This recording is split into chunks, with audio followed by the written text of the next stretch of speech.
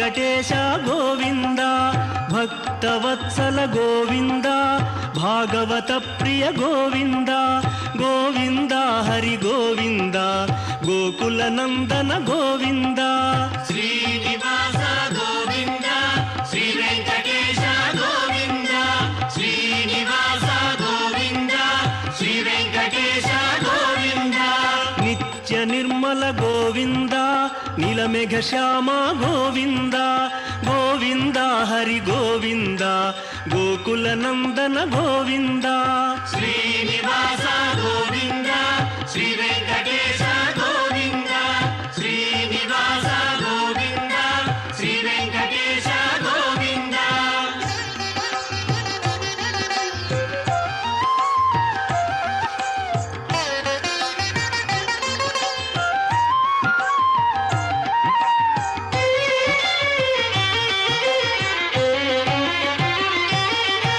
పురాణ పురుష గోవింద పుండరీకాక్ష గోవింద గోవింద హరి గోవింద గోకుల నందన గోవింద శ్రీనివాస గోవింద శ్రీ వెంకటేశ గోవింద శ్రీనివాస గోవింద శ్రీ వెంకటేశ గోవింద నందనందన గోవింద నవనీత చోర గోవింద గోవింద హరి గోవింద గోకుల నందన గోవింద శ్రీనివాస గోవింద శ్రీ వెంకటేశ గోవింద శ్రీనివాస గోవింద శ్రీ వెంకటేశ గోవింద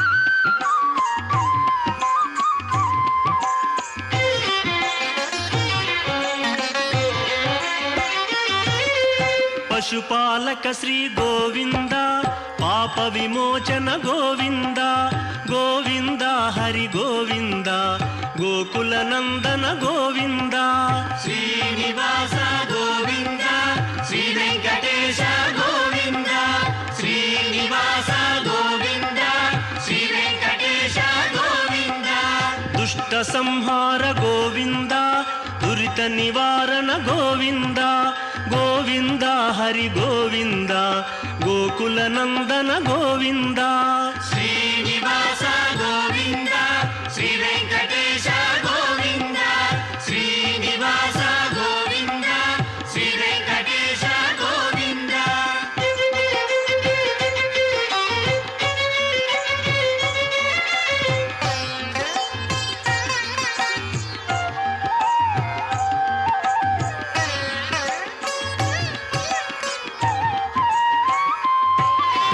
శిష్టపాలక గోవింద కష్ట నివారణ గోవింద గోవింద హరి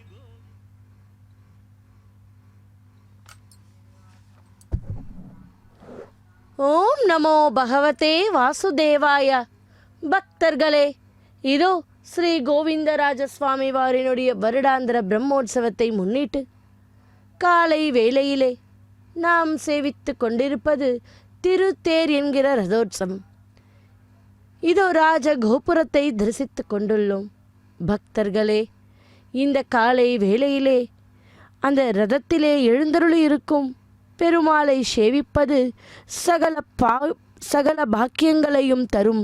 தேரின் மீது வீற்றிருக்கும் ஸ்ரீ கோவிந்தராஜசுவாமி பெருமாளை தரிசிப்பதன் மூலம் நம்முடைய பாவ வினைகள் நீங்கும், மனக்குழப்பங்கள் தீர்ந்து அமைதி கிடைக்கும் என்பது சத்திய வாக்கு. இதோ ஸ்ரீ கோவிந்தராஜசுவாமி பெருமாள் ஒரு காலை மடித்துக்கொண்டு கம்பீரமாக அந்த ரதத்திலே மிக அழகாக அலங்கரித்து கொண்டு நமக்கெல்லாம் தரிசனத்தை தந்து கொண்டுள்ளார். இதோ சேவிப்போம் ஸ்ரீ வெங்கடேஸ்வரா பக்தி தொலைக்காட்சியின் மூலமாக. தேரில் பவனி வரும் பெருமாளை தரிசித்தால் பகவானின் முழுமையான அருள் கிடைக்கும். தேரின் வடத்தை பிடித்து இழுக்கும் போது ஏற்படும் அதிர்வுகள் உடலுக்கு நல்ல ஆரோக்கியத்தை தரும். அப்படி திருமண தடை, தொழில் நஷ்டம் போன்ற இன்னல்கள் நீங்கி சுபிக்ஷம் பெருகும். அப்படி தேர் திருவிழா என்பது ஆன்மீக ரீதியாக மனிதனின் உடலை தேராக்கவும் அதில் வீற்றிருக்கும் ஆன்மாவை இறைவனாகவும் உணர்த்தும் ஒரு தத்துவம். பக்தர்களே, இதோ அப்படிப்பட்ட அந்த கைங்கரியத்தை தான் நாம் சேவித்து கொண்டுள்ளோம். இதோ அந்த ரதம் முழுவதும் கூட வண்ண வண்ண மின் விளக்குகளால் மற்றும் பூ மாலையாலும் மாலையாலும் அலங்கரித்து இதோ நமக்கெல்லாம் காட்சியை தந்து கொண்டிருக்கிறார். இதோ சேவிப்போம் அற்புதமான அலங்காரத்திலே அந்த ரதத்திலே எழுந்தருளி இருக்கும் ஸ்ரீ கோவிந்தராஜ சுவாமி பெருமாளை. கிருஷ்ண பகவான் பகவத்கீதையில் சொல்லுகிறார், பக்தி யோகத்தில் அர்ஜுனன் சொல்லுகிறான், எப்பொழுதும் யோகத்தில் உறுதிப்பாடுடன் வழிபடும் தொண்டர்கள் மற்றும் நிர்குண பிரம்மத்தை உபாசிப்பவர்கள் ஆகிய இவர்களுள் யோக ஞானத்தில் மேம்பட்டவர் யார் என்று. அதற்கு கண்ணப்பெருமான் சொல்லுகிறார், என்னிடத்தில் மனதை செலுத்தி நித்திய யோகிகளாய் உயர்ந்த நம்பிக்கையுடன் என்னை வழிபடுவோர் யாரோ அவர்களே யோகத்தில் மேம்பட்டவர் என்பது என் கருத்து என்று. அழிவற்றதும் குறிப்பற்றதும் தெளிவற்றதும் எங்கும் நிறைந்ததும் மனதுக்கு எட்டாததும் நிலையற்றதும் அசைவற்றதும் உறுதி கொண்டதுமாகிய பெருமாளை யார் வழிபடுகிறாரோ இந்திரிய கூட்டத்தை அடக்கி எங்கும் சமபுத்தி உடையவர்களாய் எல்லா உயிர்களின் நன்மையில் ஈடுபட்டுள்ள அவர்கள் என்னையே வந்தடைகிறார்கள் என்று. ஆனால் அவ்வியக்தில், அதாவது நிர்குணம் மனம் ஈடுபட்டவர்களுக்கு தொல்லை அதிகம். உடம்பு எடுத்தோர் அவ்வியக்த நெறியினை அடைதல் மிகவும் கடினம். எல்லா கர்மத்தையும் என் பொருட்டு துறந்து என்னை பரமாக கொண்டு சிதை உறாத யோகத்தால் யார் என்னை வணங்குகிறார்களோ என்னிடம் சித்தம் வைத்த அவர்களை நான் மரணம் என்னும் சம்சார கடலினின்றும் விரைவில் தூக்கிவிடுவேன். மனதை என்னிடம் வை, புத்தியை என்னுள் செலுத்து.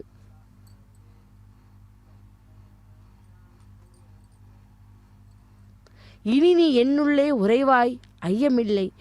என்பால் சித்தத்தை உறுதியாக வைக்க முடியாதென்றால் பழகி பழகி என்னை அடைய விரும்பு. பழக்கத்திலும் நீ திறமையற்றவன் என்றால் என் பொருட்டு கர்மம் செய்வதை குறிக்கோள் கொள். என் பொருட்டு கர்மம் செய்தால் நீ சித்தி அடைவாய் என்று அந்த பக்தி யோகத்தில் கிருஷ்ண பரமாத்மா நமக்கெல்லாம் உணர்த்துகிறார். பக்தர்களே, அதோ அந்த ரதத்தின் மேலே அந்த ரதத்தில் மேலே கூட அங்கே அதோ வண்ண வண்ண மாலைகளால் வண்ண வண்ண பூக்களால் அலங்காரம் செய்து நமக்கெல்லாம் காட்சியை தந்து கொண்டிருக்கிறார். இன்னும் சற்று நேரத்தில் அந்த ரதோற்சவ கைங்கரியம் நடைபெறும். சேவிப்போம். திருதராஷ்டிரன் சஞ்சயனை நோக்கி, அர்ஜுனா, பீஷ்மரை போரில் வதம் செய்வேன் என்று கூறிய போது கௌரவர்கள் எப்படி இருந்தனர், அதனை சொல்க என்று கேட்டானாம். அதற்கு சஞ்சயன், அரசே, போரில் நடப்பவற்றை எல்லாம் அறியக்கூட வல்லமை உடையவன் நான். அவற்றை உங்களுக்கு சொல்லி வருகிறேன், தொடர்ந்து கேளுங்கள் என்று கூறினானாம். அவ்வாறே அவற்றை தொடர்ந்து கூறியும் வந்தான். பீஷ்மர் துரியோதனிடம், அரசே, உண்மையாக உன்னை காப்பேன், மகிழ்வுடன் சேனாதிபதி பதவியை ஏற்றுக்கொள்கிறேன், தர்மப்படி போர் செய்வேன், கவலை வேண்டாம் என்று கூறினாராம். அதற்கு துரியோதனன், பிதாமகரே, எனக்கு தேவர்களிடத்தும் அசுர்களிடத்தும் பயமில்லை. தாங்களும் துரோணரும் இருக்கையில் எனக்கு வெற்றி நிச்சயம். எனவே இந்திரலோகம் கூட என்னால் அடையக்கூடியதுதான். பகைவர் சார்பிலும் நம் சார்பிலும் உள்ள வீரர்களை பற்றிய தங்கள் வாயாலேயே கேட்க விரும்புகிறேன் என்றாராம். பீஷ்மர் துரியோதனிடம் அவனுடைய சேனையை பற்றி கூறத் தொடங்கினார். உன்னுடைய சேனையில் கோடிக்கணக்கான தேர்கள் இருக்கின்றன. துச்சாதனன் முதலிய உன்னுடைய 100 சகோதரர்கள் நீ ரதிகன், அதாவது ஒரு தேரோலியோடு எதிர்த்து நின்று தோல்வி அடையாமல் போர் செய்வ வல்லவன். கிருதவர்மன், சல்லியன் போன்றோர் அதிரதர்கள், எண்ணற்ற வீரர்கள் எதிர்த்து போர் செய்ய வல்லவர்கள். துரோணர், பௌரவன் போன்றோர் மகாரதர், அதாவது 16,000 தேர் வீரர்களை எதிர்ப்பவர் என்று விவரமாக எல்லோருடைய வலிமையும் கூறி வந்தாராம். இதோ சேவிப்போம்.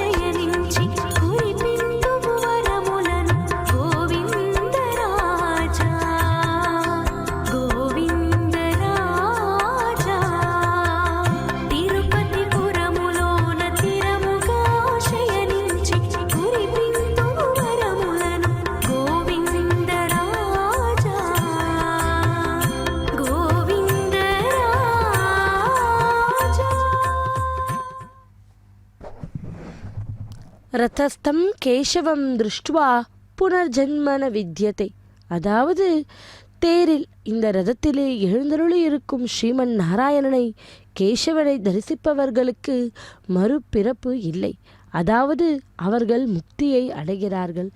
இந்த ஸ்லோகம் பொதுவாக கோயில் தேரோட்டத்தின் போது குறிப்பாக சொல்லப்படும். தேரில் வீற்றிருக்கும் பெருமாளை கண் குளிர தரிசிப்பது சகல பாவங்களையும் போக்கி முக்தி தரும் என்று சாஸ்திரங்கள் கூறுகிறன.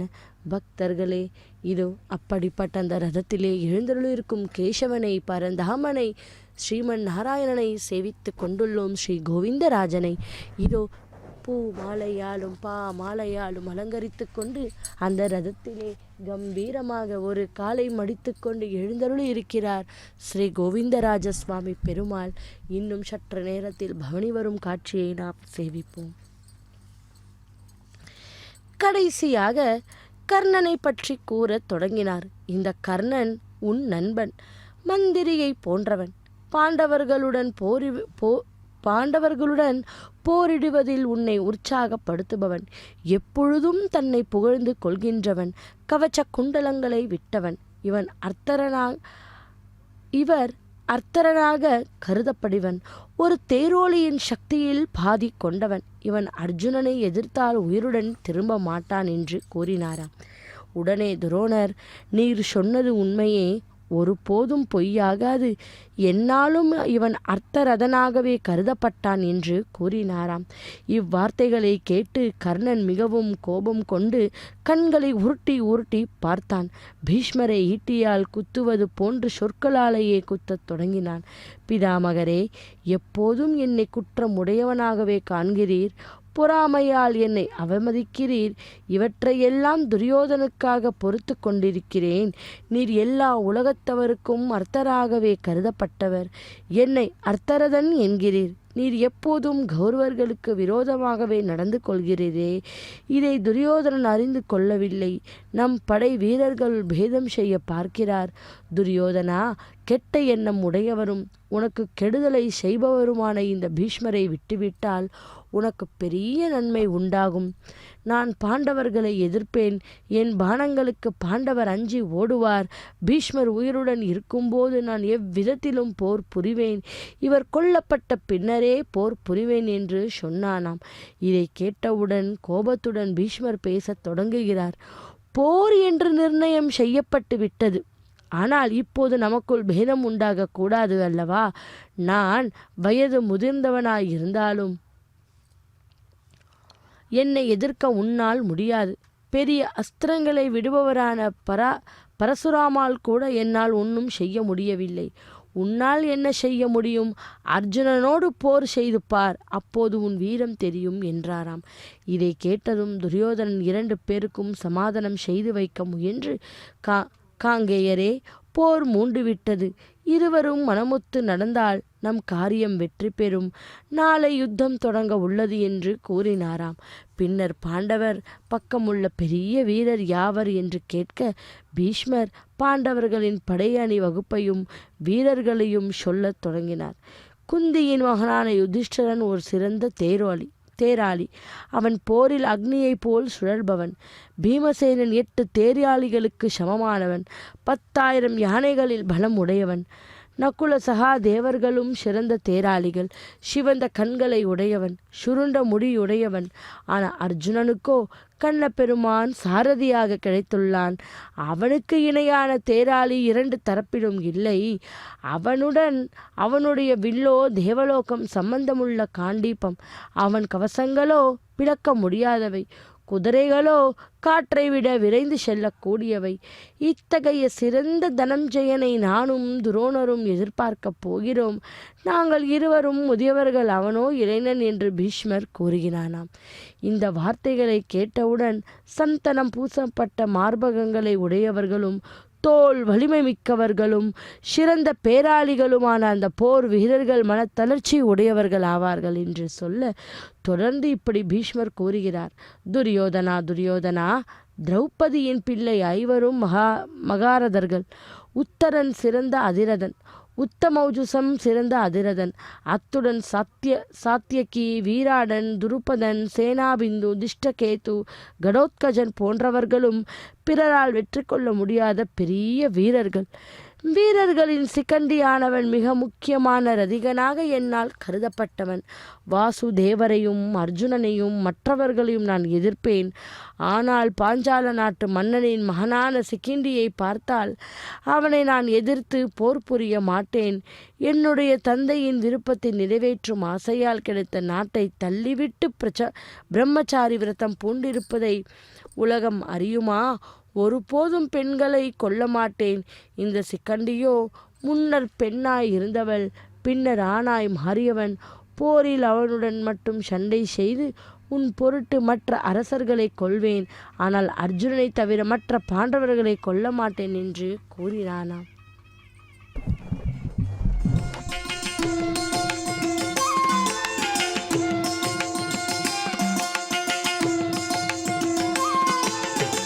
కొలువై ఉన్నాడు వీడే గోవిందరాజు, కొలువై ఉన్నాడు వీడే గోవిందరాజు కొల కొల నేగి వచ్చే గోవిందరాజు కొలువై ఉన్నాడు వీడే గోవిందరాజు కొల కొల నేగి వచ్చే గోవిందరాజు కొలువై ఉన్నాడు వీడే గోవిందరాజు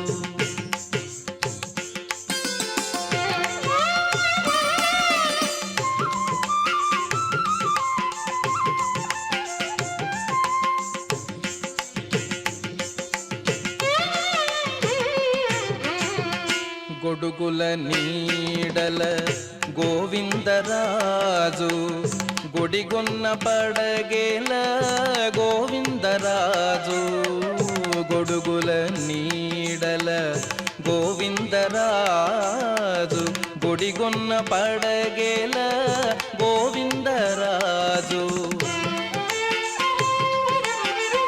కుడి ఎడమ కాంతల గోవిందరాజు కుడి ఎడమ కాంతల గోవిందరాజు పొడి సాగే పౌజుల గోవిందరాజు పొడి సాగే పౌజుల గోవిందరాజు కొలువై ఉన్నాడు వీడే గోవిందరాజు కొల కొల నేగి వచ్చే గోవిందరాజు కొలువై ఉన్నాడు వీడే గోవిందరాజు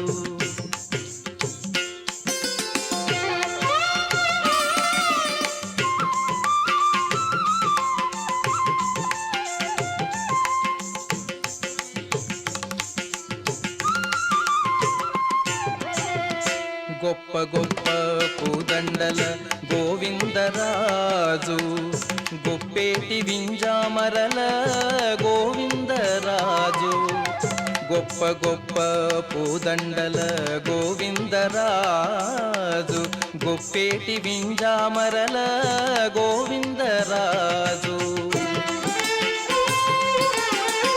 కొప్పుపై చూగులతోడి గోవిందరాజు కొప్పుపై చూగులతోడి గోవిందరాజు కుప్పి కటారములతోడి గోవిందరాజు కుప్పి కటారములతోడి గోవిందరాజు కొలువై ఉన్నాడు వీడే గోవిందరాజు కొల కొల నేగి వచ్చే గోవిందరాజు కొలువై ఉన్నాడు వీడే గోవిందరాజు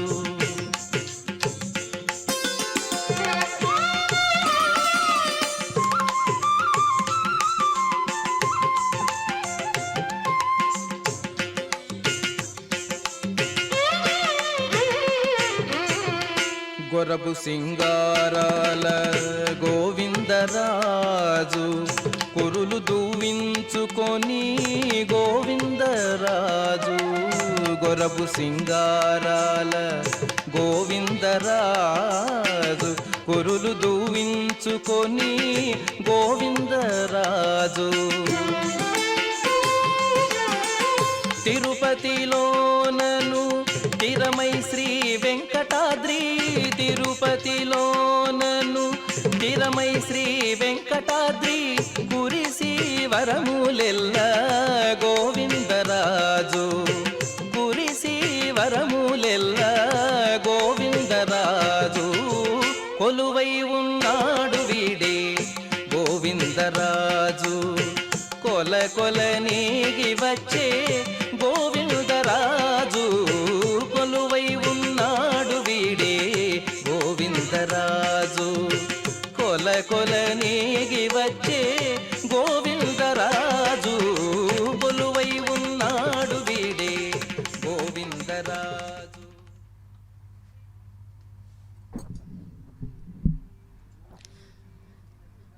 వెంకటాద్రి సమం స్థానం బ్రహ్మాండే నాస్తి కించన வெங்கடேஷோ சமோ தேவோ நபுதோ ந பவிஷ்யதி என்றபடி இதோ ஏழுமலையானுக்கு நிகரான தெய்வம் இல்லை, இனிமேல் இருக்க போறதும் இல்லை என்றபடி இதோ நாம் மலையப்ப சுவாமிவாரினுடைய பெரிய பெருமாள், அதாவது பெத்த அண்ணா என்று அழைக்கக்கூடிய ஸ்ரீ கோவிந்தராஜ சுவாமிவாரினுடைய வருடாந்திர பிரம்மோற்சவத்தை முன்னிட்டு காலை வேளையிலே இதோ நாம் ரதத்திலே ஸ்ரீ கோவிந்தராஜ சுவாமியை சேவித்து கொண்டுள்ளோம். பக்தர்களே, இதோ ஸ்ரீ வெங்கடேஸ்வரா பக்தி தொலைக்காட்சியின் மூலம் சேவிப்போம். உத்தர குமாரனுக்கு மிக்க மகிழ்ச்சியாம்.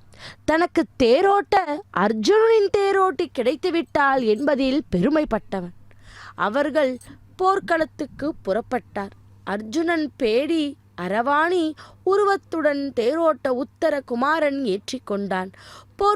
போர்க்களத்தில் நுழைந்தானோ இல்லையோ, உத்தர குமாரன் அலறிவிட்டான். பிருகு கண்ணலா, இவ்வளவு பெரிய படையுடன் துரியோதனன் வந்திருக்கிறானே, தமது சிறிய படை எப்படி தாக்குப்பிடிக்கும்? நான் துரியோதனிடம் சிக்கி இருக்கப் போவது உறுதி.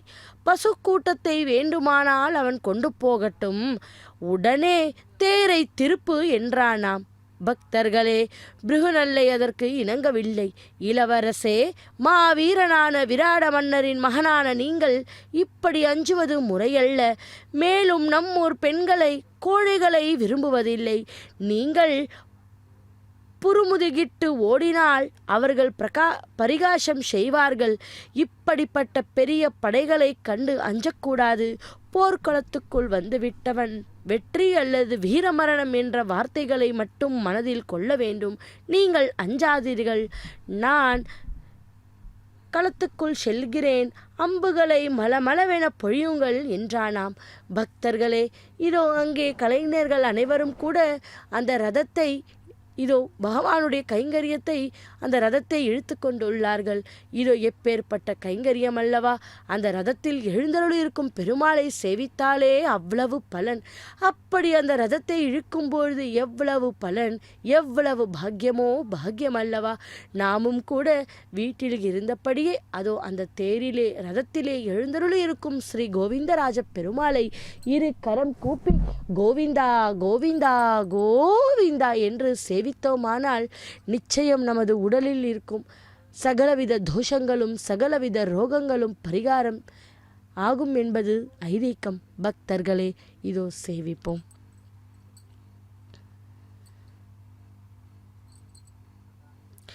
தேரை எங்கோ திருப்பிவிட்டான். இளவரசே, இந்த ஆயுதங்கள் சாதாரணமானவை அல்ல. இவை அர்ஜுனனுடையவை. இவற்றை எய்தால் எதிர்ப்படைகள் தூள் தூளாகிவிடும். சற்று நேரம் எனக்கு நீங்கள் இரதசாரதியாக இருங்கள், நான் அவர்களை பார்த்து கொள்கிறேன் என்றானாம். என்று உத்தரகுமாரன் அவனிடம் கேட்டபோது, அவர் எப்போது தன் சகோதரர்களுடன் அஞ்ஞானவாசத்தில் இருக்கிறார், அந்த பொழுது கழிய இன்னும் 4 நாழிகை நேரமே இருக்கிறது.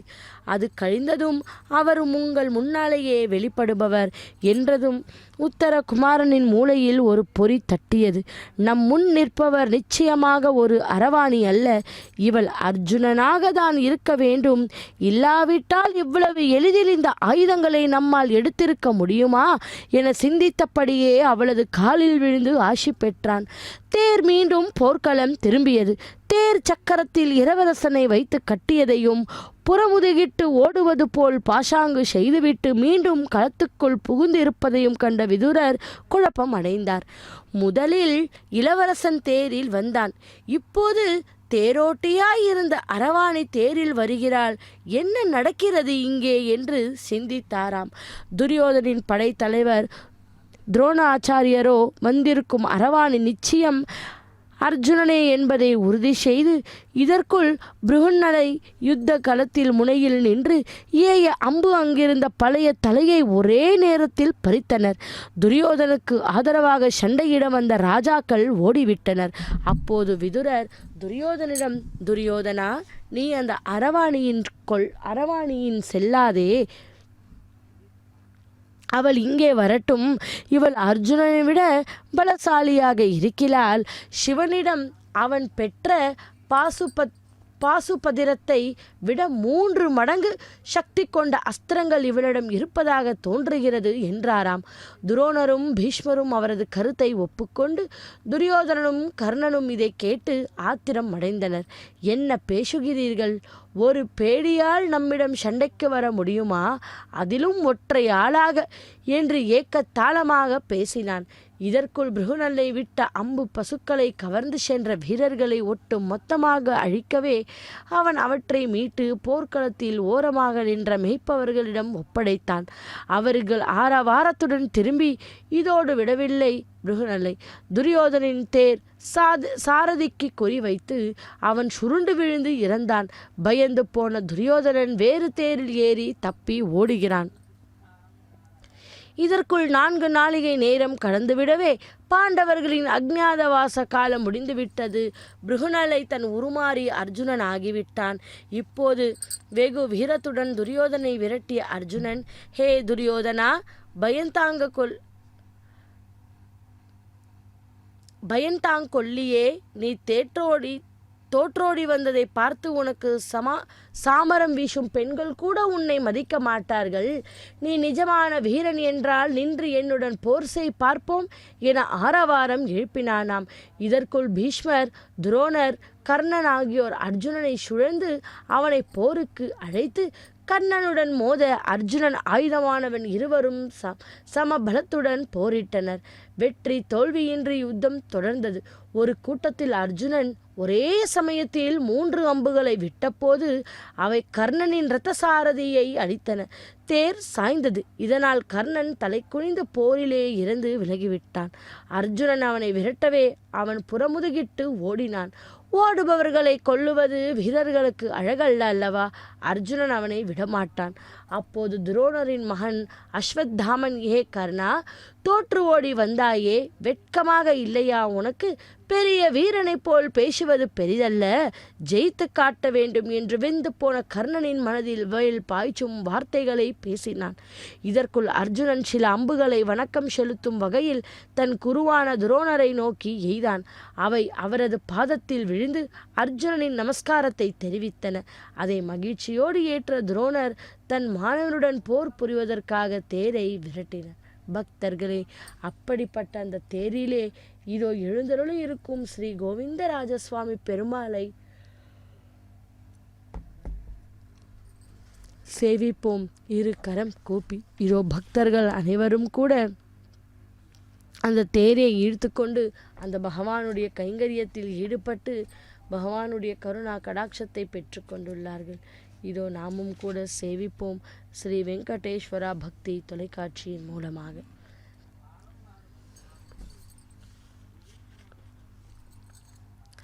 அர்ஜுனன் இந்திரலோகம் சென்றவுடன் மற்ற பாண்டவர்கள் திரௌபதியுடன் வசிக்கத் தொடங்கினார். நீண்ட நாட்கள் சென்ற பின்னரும் அர்ஜுனன் திரும்பவில்லையே என்ற கவலை அவர்கள் எல்லோருடைய மனதையும் வாட்டியது.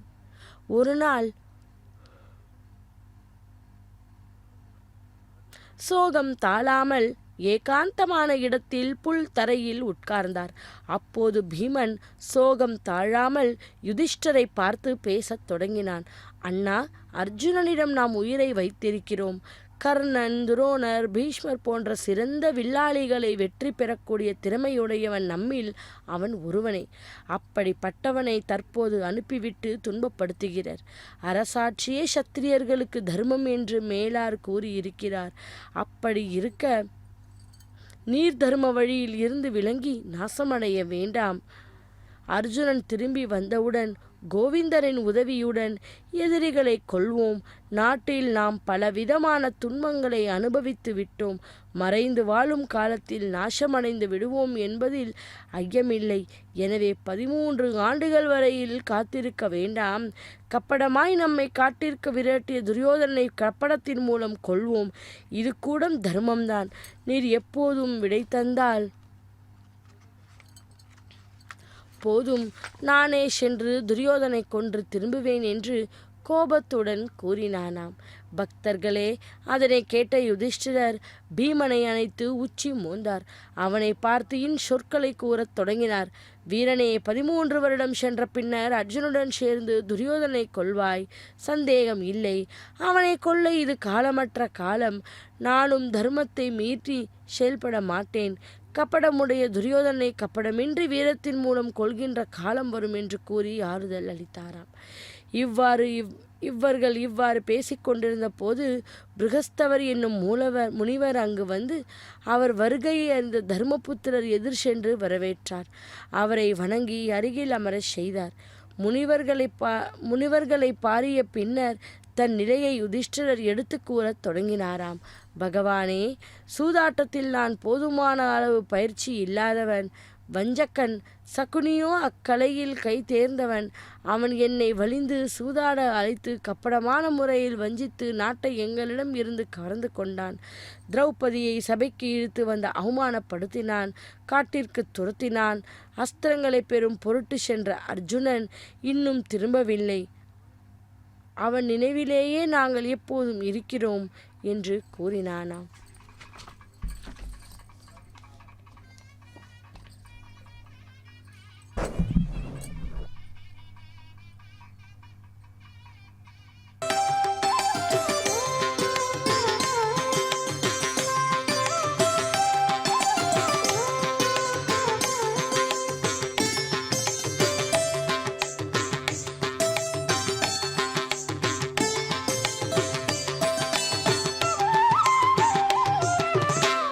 కొమ్మలాల ఎంత వాడే గోవిందరాజు, కొమ్మలాల ఎంత వాడే గోవిందరాజు, కుమ్మరించి రాజసమే గోవిందరాజు, కొమ్మలాల ఎంత వాడే గోవిందరాజు, కుమ్మరించి రాజసమే గోవిందరాజు, కొమ్మలాల ఎంత వాడే గోవిందరాజు.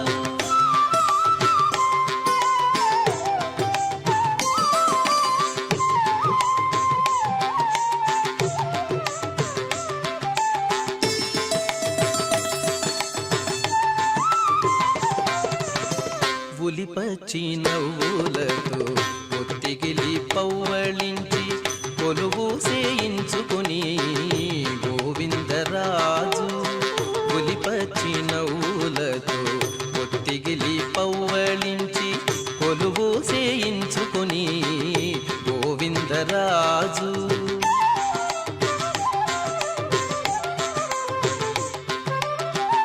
జలజాక్షులిద్దరును సరిపాదాలొత్తగాను కొలది మీర మెచ్చిని గోవిందరాజు, జలజాక్షులిద్దరును సరిపాదాలొత్తగాను కొలది మీర మెచ్చిని గోవిందరాజు, కొమ్మలాల ఎంత వాడే గోవిందరాజు, కుమ్మరించి రాజసమే గోవిందరాజు, కొమ్మలాల ఎంత వాడే గోవిందరాజు.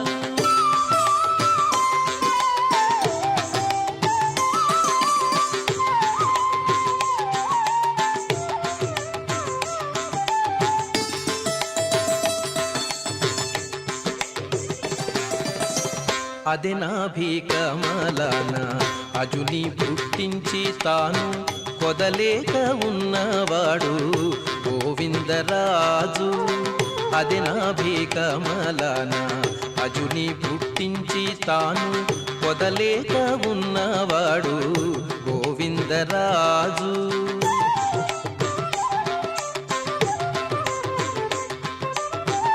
చదరక తన వద్ద సేవ చేసే సతులకు గుదిగుచ్చి వలపులు గోవిందరాజు, చదరక తన వద్ద సేవ చేసే సతులకు గుదిగుచ్చి వలపులు గోవిందరాజు, కొమ్మలాల ఎంత వాడే గోవిందరాజు, కుమ్మరించి రాజసమే గోవిందరాజు, కొమ్మలాల ఎంతవాడే గోవిందరాజు.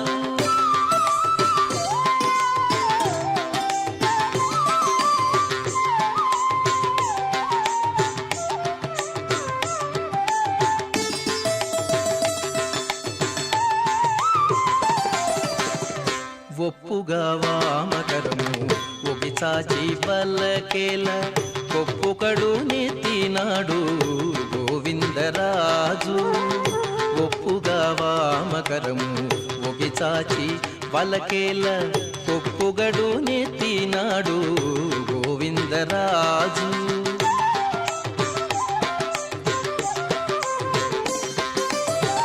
ఇప్పుడు శ్రీ వెంకటాద్రి నిరవై శంకు చక్రాలు కుప్పే కటారము బట్టే గోవిందరాజు. ఇప్పుడు శ్రీ వెంకటాద్రి నిరవై శంకు చక్రాలు కుప్పే కటారము బట్టే గోవిందరాజు. కొమ్మలాల ఎంత వాడే గోవిందరాజు. కుమ్మరించి రాజసమే గోవిందరాజు. కొమ్మలాల ఎంత వాడే గోవిందరాజు.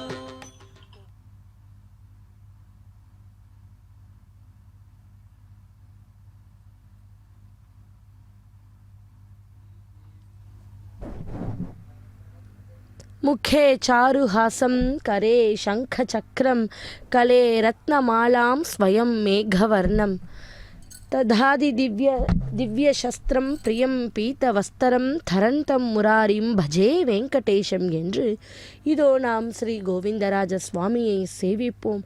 வருடாந்திர பிரம்மோற்சவத்திலே திருத்தேர் அதாவது ரதோற்சவத்திலே சேவித்து கொண்டுள்ளோம். அந்த ரதத்திலே எழுந்தருளி இருக்கும் பரந்தாமனை இரு கரம் கூப்பி சேவிப்போம். இந்த காலை வேளையிலே பக்தர்களே, ஜனமேஜயர் வைஷ்வம்பாயனரை பார்த்து, பாண்டவர்கள் விராட்ட நகரில் எவ்வாறு மறைந்து வாழ்ந்து வந்தார்கள், அங்கு நடந்தவை யாவை முறைப்படி கூற வேண்டும் என்று கேட்டு கொண்டாராம். வைஷ்வம்பாயனர் தொடர்ந்து அவருக்கு சொல்லுகிறார். தர்ம புத்திரரான யுதிஷ்டிரர் அரக்கர்களிடம் 2 வரங்களை பெற்றுக்கொண்டு ஆசிரமத்தை அடைந்தார். நடந்த விவரங்களை எல்லாம் முறைப்படி அந்தணரிடம் கூறினார். மானால் கொண்டு செல்லப்பட்ட அரணிக்கட்டையையும் கொடுத்தார். பின்னர் யுதிஷ்டிரர் தன் தம்பியரை அழைத்தார். அவர்களை பார்த்த சகோதரர்களே, துரியோதனன் கப்படத்தின் மூலம் நம் நாட்டை அபகரித்து கொண்டான். 12 ஆண்டு காலம் காட்டில் கழித்து விட்டோம். இனி வரப்போகும் 13ஆம் ஆண்டை மறைத்து வாழ்ந்து நாம் கழிக்க வேண்டும். அது எவ்வளவு சுலபமன்று என்று கூறினாராம். பிறகு காட்டில் உமக்கு உதவி புரிந்த தவத்தினரையும் அந்தணர்களையும் பாண்டவர்கள் வணங்கினர். அவர்களிடம் தாங்கள் விடை பெற்று செல்ல வேண்டிய தருணம் வந்துவிட்டது என்பதை எடுத்து கூறினர். துக்கத்தினால் தழுது தழுத்து குரல் உடையவர் ஆயினர். அவர்களுடைய நிலையை கண்ட அந்தணர்கள் அவர்களுக்கு ஆறுதலும் சொன்னார்களாம். அப்பொழுது உத்தமரான தௌமியர், அரசே, நீ கற்றறிந்தவர், தர்மம் தெரிந்தவர், சத்தியம் தவறாதவர், மனமடக்கம் உடையவர். அப்படிப்பட்ட நீரே மனமயக்கம் கொள்ளுதல் சரியென்று. துன்பம் எல்லோருக்கும் போதுவானது. தேவர்கள் கூட துன்பப்பட்டிருக்கின்றனர். ராமன் ராவணனை கொன்றது போன்று நீங்கள் கௌரவர்களை கொன்று நாட்டை அடைவீர்கள் என்று யுதிஷ்டரிடம் கூறினாராம். பின்னர் அங்குள்ள அந்தணர்களை பார்த்து, தவசீலர்களே, நாங்கள் இந்த ஓராண்டை மறைந்து வாழ்ந்து கழிக்க வேண்டும். எனவே மறைவாக வாழ செல்லுகிறோம். நீங்கள் அனுமதி தர வேண்டும் என்று யுதிஷ்டிரர் வேண்டினாராம். அந்தணர்கள் அவர்களுக்கு ஆசி வழங்கி முறைப்படி விடை கொடுத்தனர். பின்னர் தத்தம் இருப்பிடம் சேர்ந்தனர். வேலைக்காரர்களும் தூதர்களும் சிற்பிகளும் பரிசாரகர்களும் பாண்டவர்களிடம் விடை பெற்று சென்றனர். பாண்டவர்கள் திரௌபதியுடன் தௌமியரை முன்னிட்டு கொண்டு அங்கிருந்து புறப்பட்டு நற்சகுனங்கள் தென்பட்டன. ஒரே குரோச தூரம் நடந்து சென்ற பின்னர் எங்கு வாழலாம் என்று ஆலோசனை செய்யும் பொருட்டு ஓரிடத்தில் அமர்ந்தனர். தௌமியர் தலைமையில் ஆலோசனையை தொடங்கினர். யுதிஷ்டிரர் தம் தம்பியான அர்ஜுனனை பார்த்து, அர்ஜுனா, மற்றவர் நம்மை தெரிந்து கொள்ள முடியாதபடி இந்த ஓரண்டை நாம் எங்காவது கழித்ததாக வேண்டும். அதற்குரிய இடம் எது? ஆலோசனை செய்து சொல் என்று கேட்டாராம். அர்ஜுனன், அண்ணா, அறக்கடவுள் தந்த வரத்தின் மூலம் மனிதர்கள் அறிய முடியாதபடி வாழப்போகிறோம். அதில் சந்தேகம் இல்லை. எங்கு வாழப்போகிறோம் என்பதுதான் பிரச்சனை. கௌரவர்களின் நாட்டை சுற்றி பாஞ்சாலம், மச்சம், சால்வம், வைதேகம், தசார்ணம், சுரேசனம், கலிங்கம், மகதம் போன்றவை உள்ளன. எங்கு தங்கலாம் என்று தாங்கள் எண்ணுகிறீரோ அங்கு செல்லலாம், கவலை வேண்டாம் என்று கூறினாராம். இதை கேட்ட யுதிஷ்டிரர்,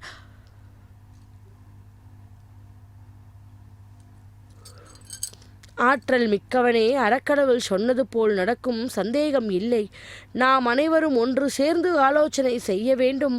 மச்ச நாட்டு அரசனான விராடன் மிகுந்த பலமுடையவன், நம்மிடம் மிகவும் பற்றுமுள்ளவன், தர்மசீலன், கொடையாளன், நற்குணமுடையவன். இத்தகைய சிறப்புடைய குணங்களுடைய விராடனுடைய நாட்டில் வாழ வேண்டும் என்று எண்ணம் எனக்கு தோன்றுகிறது.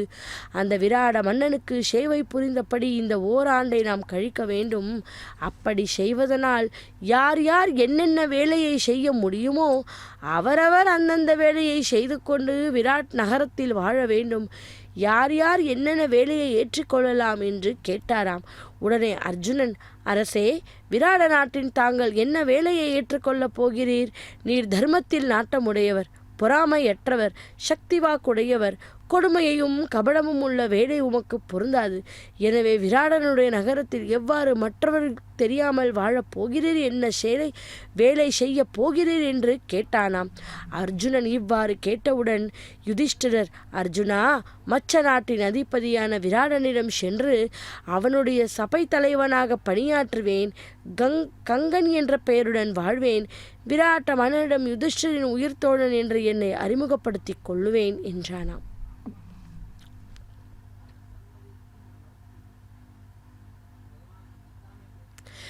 சூதாட்ட காய்களை கொண்டு சூதாடி அரசர் மகிழுடன் நேரத்தை கழிக்க பயன்படுவேன் என்று கூறினாராம்.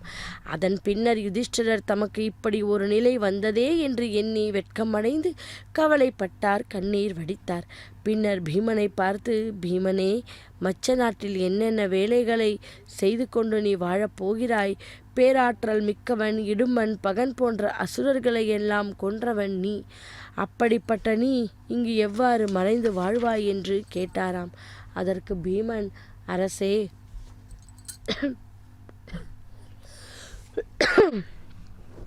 நான் வல்லபன் என்னும் பெயருடன் சமையல்காரனாய் வாழ்வேன்.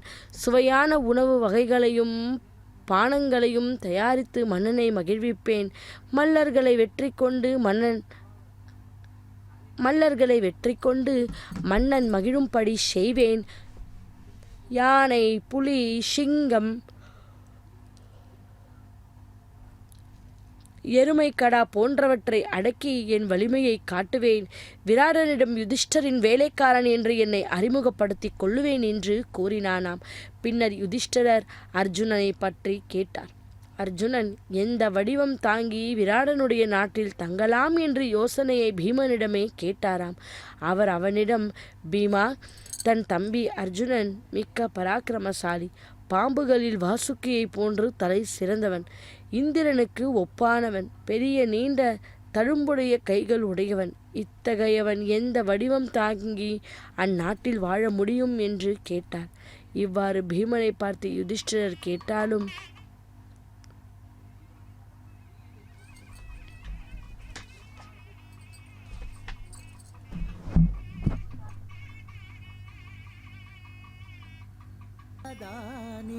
గోవిందరాజు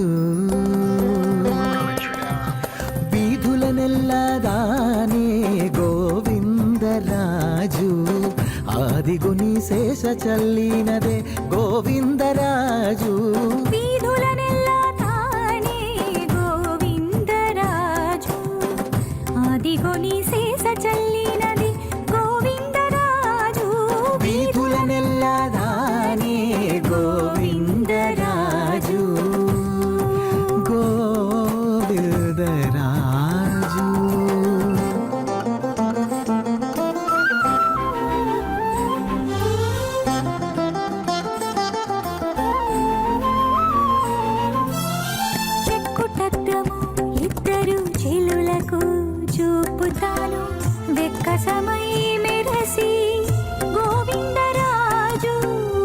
చెక్కుటద్దములు ఇద్దరు చెలులకు చూపుతాను వెక్కసమై మెరసి గోవిందరాజు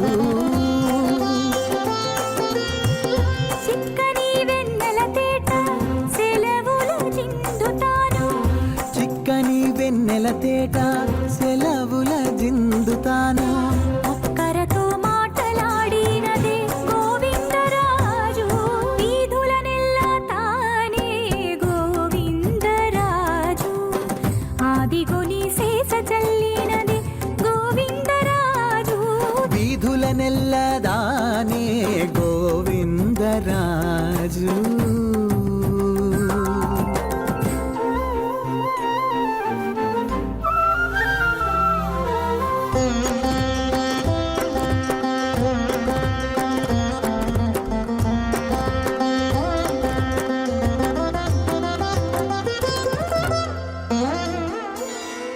కదిసి చనుమొనలా కాయమొరసుకుంటాను వెదచల్లి వలపు గోవిందరాజు కదిసి చనుమొనల కాయమొరసుకుంటాను వెదచల్లి వలపు గోవిందరాజు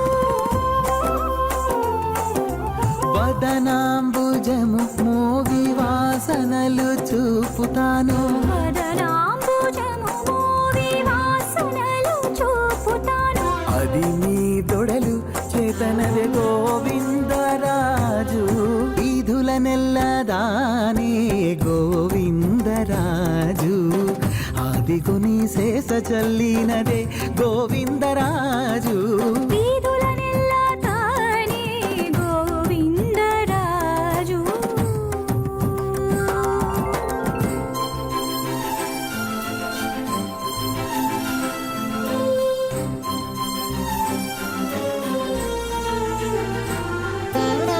పరిమళములు జూచి పడతుల తురుములు విరుల వేసేని గోవిందరాజు పరిమళములు చూచి పడతుల తురుములు వీరుల వేసిని గోవిందరాజు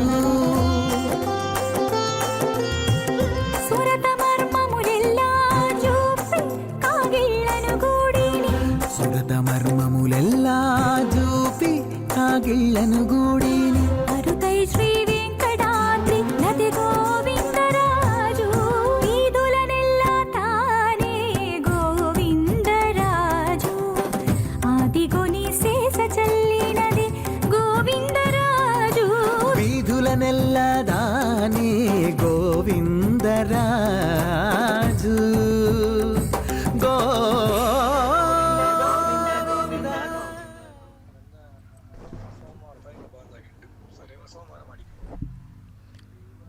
ఓం నమో వెంకటేశాయ. గోవింద గోవింద.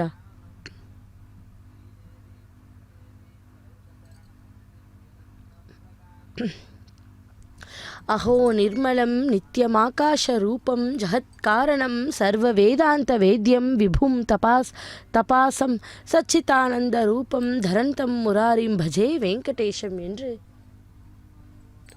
இதோ ஸ்ரீ கோவிந்தராஜ சுவாமி பெருமாளுடைய வருடாந்திர பிரம்மோற்சவத்தை முன்னிட்டு இதோ நாம் ரதத்திலே, அதாவது ரத உற்சவத்திலே தங்க தேர் திருத்தேர் என்கின்ற அந்த ரதத்திலே இதோ ஸ்ரீ கோவிந்தராஜ சுவாமியை சேவித்து கொண்டுள்ளோம். பவனி வந்து கொண்டிருக்கிறார். பக்தர்கள் அனைவரும் கூட அந்த ரதத்தின் முன்பு அந்த ரதத்தில் அந்த பகவானுடைய சேவையை செய்து கொண்டுள்ளார்கள். பக்தர்களே, நாமும் கூட வீட்டில் இருந்தபடியே பகவானுடைய கோவிந்த நாமத்தை ஜபிப்போம், பகவானை தியானிப்போம், இரு கரம் கூப்பி சேவிப்போம். இவ்வாறு பீமனை பார்த்து யுதிஷ்டிரர் கேட்டாலும் அர்ஜுனனே இதற்கு நேரடியாக பதில் கூறினான். அண்ணா, என் 2 கைகளிலும் நான் கயிற்றினால் தழும்பு ஏற்பட்டுள்ளது. எனவே அதனை சட்டையினால் மறைத்து கொள்ள வேண்டியவனாய் இருக்கிறேன். வேறு எப்படியும் முடியாது. காரியத்தின் பொருட்டு இப்படி இழிவாய் செயல்பட வேண்டியுள்ளது. சங்கு வளையல்கள் குண்டலங்கள் அணிந்து கூந்தலை சடையாக பின்னி பிருகநல்லை என் பெயருடன் தோற்றம் அளிப்பேன். பெண்களுக்குரிய தன்மையுடையவன் நடந்து கொள்வேன். விராட நாட்டில் உள்ள அந்த புறத்தில் பேடியாக வாழ்வேன். அங்குள்ள பெண்களுக்கு நாட்டியத்தையும் இசையையும் கற்பிப்பேன். கதைகளை கூறுவேன். ஊர்வசியால் இடப்பட்ட சாபம் தற்சமயம் எனக்கு உதவும். என்னை திரௌபதியின் தோழி என்று அந்நாட்டில் அறிமுகப்படுத்திக் கொள்வேன் என்றானாம். இதை கேட்டவுடன் தர்மபுத்திரன் மறுபடியும் சோகம் கொண்டார். உலகில் புகழ் வில்லற்றால் போன்றவற்றால் மேம்பட்ட அர்ஜுனன் விராட நாட்டில் பேடியைப் போல் வாழ வேண்டிய நிலை வரப்போகிறதே என்று எண்ணி எண்ணி கலங்கினாராம். பின்னர் நகுலனை பார்த்து, நகுலா, நீ மென்மையான தோற்றமுடையவர், துன்பம் அனுபவிக்கத்தகாதவன். அப்படிப்பட்ட நீ விராட நாட்டில் என்ன வடிவத்தில் வசிக்கப் போகிறாய், என்ன வேலையை செய்ய போகிறாய் என்று கேட்டாராம். அதற்கு நகுலன், அண்ணா, நான் தாமகிரந்தி என்னும் பெயருடன் விராட நாட்டில் வாழ்வேன். அங்குள்ள குதிரைகளுக்கு சேவகனாக பணிபுரிய வேண்டும் என்பது என் எண்ணம். குதிரைகளை பழகுவதிலும் அவற்றுக்கு வைத்தியம் பார்ப்பதிலும் நான் மிகவும் திறமை உடையவன். என்னை யுதிஷ்டரின் குதிரை கேசவன் என்று விராட மன்னரிடம் அறிமுகம் செய்து கொள்வேன் என்று கூறினானாம். அடுத்து யுதிஷ்டிரர் ஞானவனான சகாதேவனை பார்த்து, சகாதேவா, விராட நாட்டில் என் தொழிலை செய்யப் போகிறாய், எப்படி மறைந்து வாழப் போகிறாய் என்று கேட்டாராம். பின்னரே செய்ய வேண்டும். அரசர்கள் நெருப்பிற்கு சமமானவர்கள். பொய் சொல்கின்றவர்களை அவர்கள் விருப்ப மாட்டார்கள். கற்றறிந்தவர் எப்போதும் முயற்சியுடன் அரசனை பேண வேண்டும். மகன், பேரன், சகோதரன் யாராய் இருப்பினும் வரம்பு கடந்து நடந்தால் அவனை அரசன் தண்டித்து விடுவான். மற்றவர்கள் விரும்பாத பதவியை நாம் விரும்ப வேண்டும். அரசனிடத்தில் எப்போதும் எச்சரிக்கையுடன் இருக்க வேண்டும். அரசனுடைய அன்புக்குரியவன் என்ற எண்ணத்தில் அவன் பொருள்களை உபயோகம் செய்தல் கூடாது. அரசனால் கௌரவிக்கப்பட்டாலும் சந்தோஷம் அடைதல் கூடாது. அவமானப்படவும் கூடாது.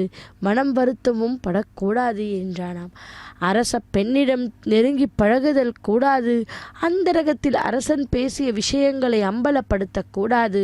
அரசனுடைய புதல்வரிடம் அந்தர்கள் பேசக்கூடாது. அரசன் முன்னிலையில் தன்னை புகழ்ந்து பேசிக்கொள்ளுதல் கூடாது என்று இப்படி கட்டளையிட்டானாம்.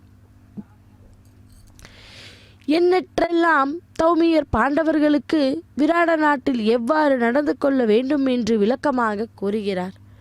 பின்னர் பாண்டவர்கள் அவ்வாறே நடந்து கொள்கிறோம் என்று கூறி வணங்கி விடைபெற்று கொண்டார். அப்பொழுது தௌமியர், உங்களுக்கு மங்களம் உண்டாகட்டும், நான் மீண்டும் சந்திப்போம் என்று கூறி பின்னர் பாண்டவர் அனைவரும் அங்கிருந்து புறப்பட்டு செல்லத் தொடங்கினார்.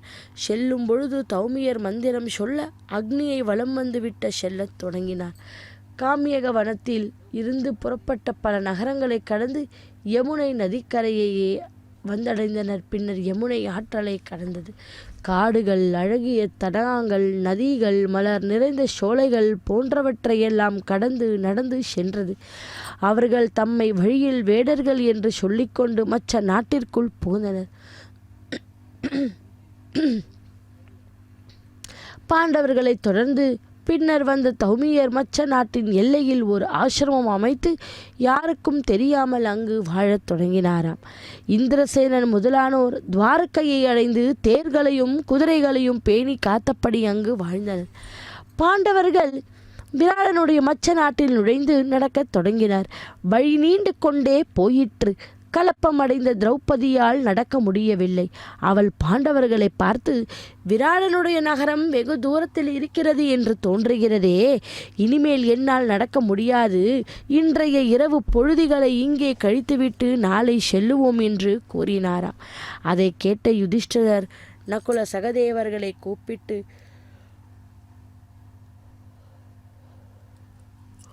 திரௌபதியை தேரில் தூக்கி கொண்டு வரும்படி கூறி, ஆயின் முதல் நாள் இருவரும் கடுமையான வேட்டைக்கு சென்றபடியால் படைத்திருந்தனர். எனவே தங்களால் முடியாது என்று கூறிவிட்டனர்.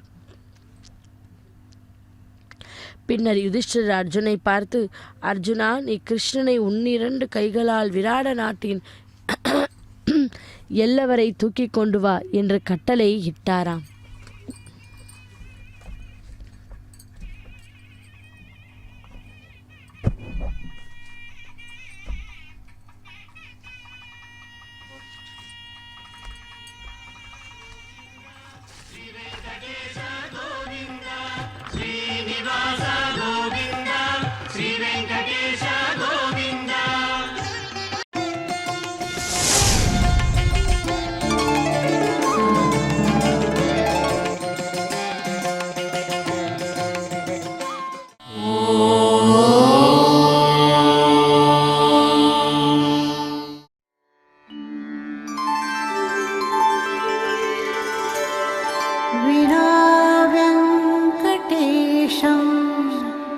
ननाथो ननाथः सदा वेङ्कटेशं स्मरामि स्मरामि हरे वेङ्कटेश प्रसीद प्रसीद